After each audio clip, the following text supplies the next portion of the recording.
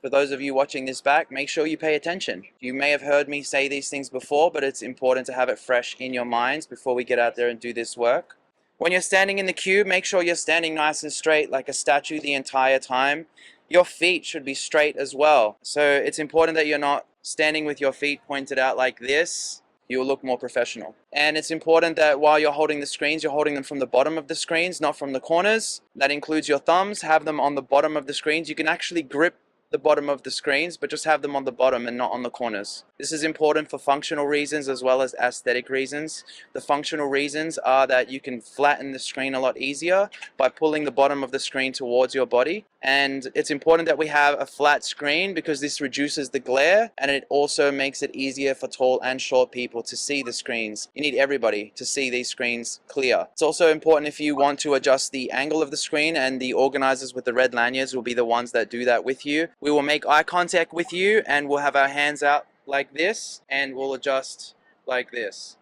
So you just follow our hands and you'll know that you need to move the screen accordingly. And it's a lot easier to do that when you have your hands on the bottom of the screens. If you need to take a break, you raise your hand and just wait for an organizer with the red lanyard to come over and we'll find someone. Just give us a couple of minutes to switch in with you. Don't move, don't take off your straps or anything until someone is ready to switch in with you. And if you see someone who hasn't been spoken to yet, raise your fist. And the outreach team needs to pay attention to this, and we'll go over and speak to that person as soon as possible. Give it at least 10 seconds and raise your fist so that you can help the outreach team to do our job better. All right?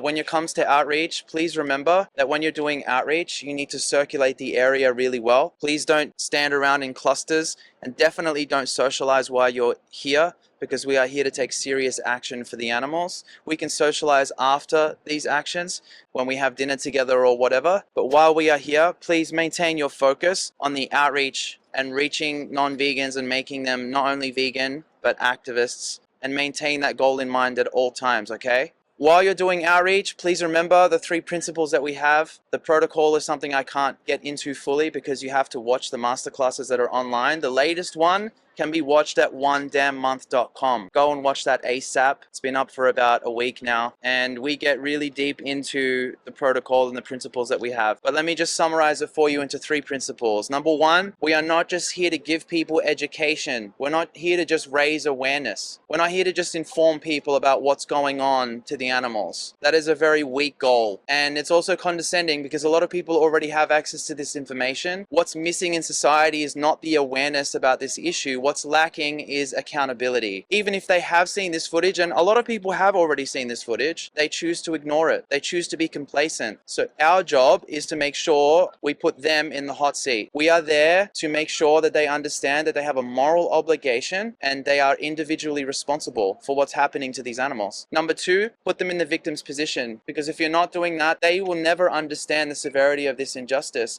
Just like with any injustice, we analyze it from the victim's point of view. And so, of course, people are not going to understand this unless they see it from the victim's position. So it's your job to do that. If they give you a ridiculous excuse, mirror that excuse back to them by saying, hang on a second, if you were in the victim's position and I use that line of logic to justify doing this to you, would you find that acceptable? And that's usually enough to destroy their arguments. It's easy to say all these things from the victimizer's point of view, isn't it? But when you analyze it from the victim's point of view, nothing is acceptable. None of these excuses are justifiable. Also remember that you should be speaking as if you were in the victim's position. Speak in the same way you would want to be represented if you were in the victim's position. And the 3rd principle is, what are you going to do about this today? This is a call for action. This isn't just food for thought. People will say things like, I will try, I'll think about it. Yes, I'm going to change, like this woman earlier. Yeah, I'm going to. Yeah, eventually. Yeah, I'll reduce. Yeah. These people obviously don't understand the urgency and the severity of this injustice. So again, you need to make sure you put them in the victim's position, principle 2, and principle 1. Hold them accountable for their individual responsibility. What I like to say is,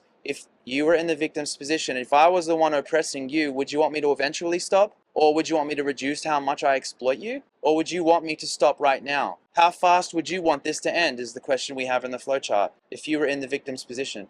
And that's usually the most that you can do with most people. And also remember, we cannot convince everybody to become vegan. Accept that. We are only here to convince people who are reachable. Most people you speak with today will not be reachable. Accept that. Humans are scumbags.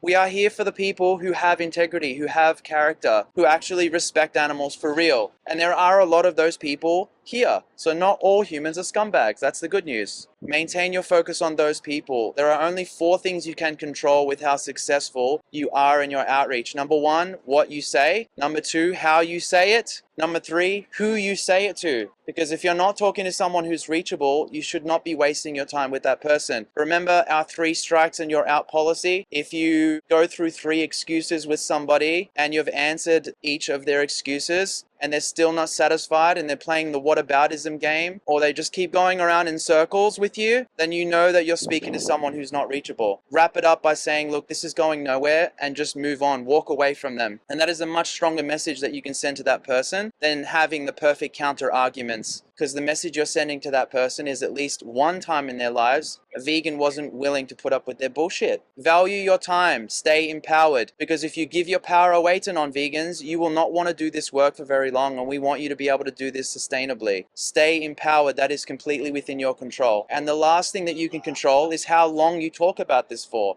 because even if you are talking to people who are reachable, it's important that you remember that you need to make the message sound as simple as it actually is, so that they can adopt it as fast as possible and digest it as fast as possible. Isn't that what we want? We want them to become vegan now. We don't want them to think that they need to go home and research this for days and days and watch all these documentaries and stuff. That's not necessary. People get it instantly. We've had people do that here at One Day a Month. It's not a huge truth bomb necessarily to understand that you need to respect animals. You either respect them or you don't. You either want to be responsible for animals being exploited in the worst possible ways, or you don't. Simple truth.